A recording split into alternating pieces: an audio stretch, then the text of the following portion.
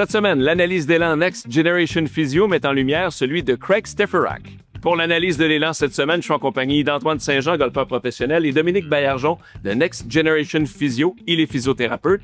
Messieurs, cette semaine, je veux qu'on s'attarde à l'élan d'un gars qui s'est illustré en 2025 avec 2 victoires sur le circuit de l'ECPT. C'est Craig Stefferak.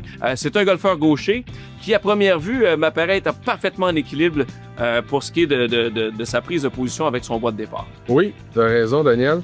Alors, on va commencer ça ici. Alors, on peut voir, là, à son départ, un petit changement. Là, on peut voir le corps qui va bouger un petit peu sur le côté. On voit aussi beaucoup les mains qui sont activées en partant dans l'élan de golf. Et là, ce qui va amener à aller chercher un petit peu, là, c'est pour les gens qui nous regardent à la maison, là, quand on parle d'un coude qui n'a pas le droit de plier en haut. On peut voir ici. Il n'y a pas de police du coude. Là. Non, exactement. on peut plier, il n'y a pas de problème. Et là, ce qu'on va voir, c'est vraiment une transition vers sa jambe droite. Et là, on va rester quand même beaucoup parce qu'on veut garder son angle. Fait que ça, c'est un avantage, là, ce qui va arriver sûrement là, en bas pour pouvoir vraiment arriver plus parallèle au sol. Il garde un angle vraiment exceptionnel ici et encore beaucoup de poids sur la jambe arrière qu'on va voir ici à l'impact. On peut voir là, il y a encore du poids sur ses orteils malgré son impact. On a une extension des bras qui est vraiment bonne, qui va aller pointer vers la cible. Mais il se sert vraiment du sol, Antoine, pour dégager, extensionner les bras parce que son pied avant décroche. Là. Exactement. Fait qu'on a gardé du poids, je vais reculer un petit peu. Fait qu'on a gardé du poids sur la jambe arrière. On va lancer les bras vers l'avant et c'est là qu'on voit là, toute la puissance que son pied droit ici doit sortir du sol. Il est obligé de sauter un petit peu. J'ai envie de poser la question à Dominique. Quand tu regardes cet élan-là, Dominique, qu'est-ce que tu vois dans ton regard de physiothérapeute dans cet élan-là? Quand on regarde un golfeur comme ça, la plupart du temps, comme physiothérapeute, on essaie d'aller chercher des raideurs. On aime ça, aller travailler, redonner de la mobilité. Dans son cas, ce qu'il faut faire attention, c'est, on le voit tout de suite en partant, on peut voir ses coudes qui sont un peu en hyper-extension, très légèrement. Ça, il l'adresse. C'est sûr que j'ai pas tout le background de ce golfeur-là en ce moment sur ses problématiques. Ça va être vraiment de travailler, aller chercher des exercices de stabilisation pour que ce golfeur-là reste constant tout au long de sa carrière.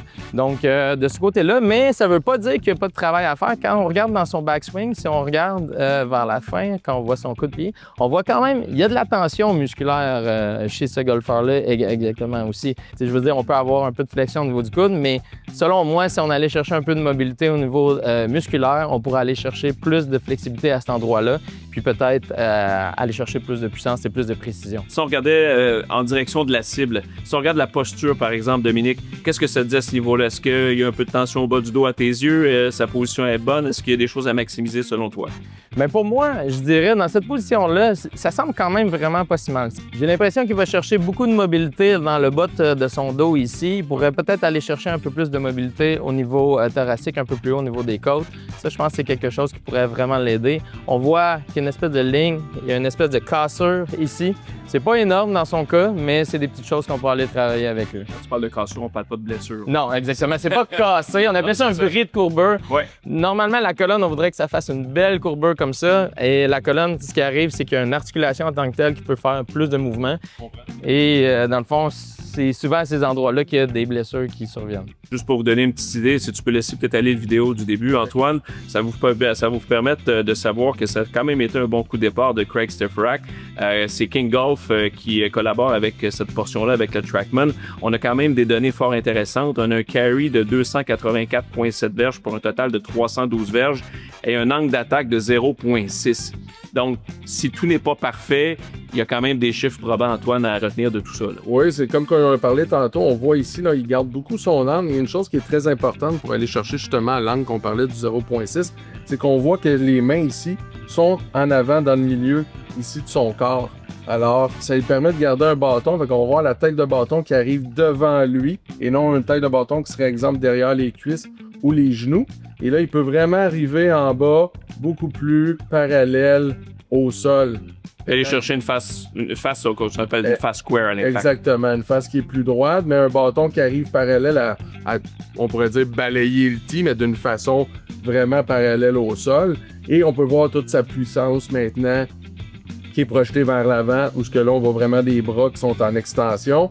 Fait qu'on peut voir qu'il y a un très bon contrôle là, de ce qu'il peut faire avec la balle. Mais pour corriger peut-être le tir dans son cas, ou peut-être pour des gens qui nous regardent à la maison, tu as peut-être un exercice ou des traitements qu'on peut faire. Oui, exactement. Ce qu'on va vouloir faire, c'est soit avoir des traitements manuels ou avoir une balle comme ça ici, qui nous permet vraiment d'appuyer, d'aller relâcher des tensions de façon précise. Donc, on peut aller au niveau du dos, aller rouler la balle. C'est comme un pouce de physio, puis ça va nous permettre, avec le temps, de s'entretenir un petit peu, en guillemets. Mais je dirais de façon générale, pour les gens qui nous écoutent, c'est d'en faire vraiment le plus souvent possible. J'imagine que les cadets aussi utilisent ça une fois de temps en temps. J'avoue que on pense pas souvent aux cadets, mais j'avoue que les cadets, ça serait quand même vraiment une bonne solution aussi. Là, ça serait à traîner tout le temps dans le Je pense que oui. Merci.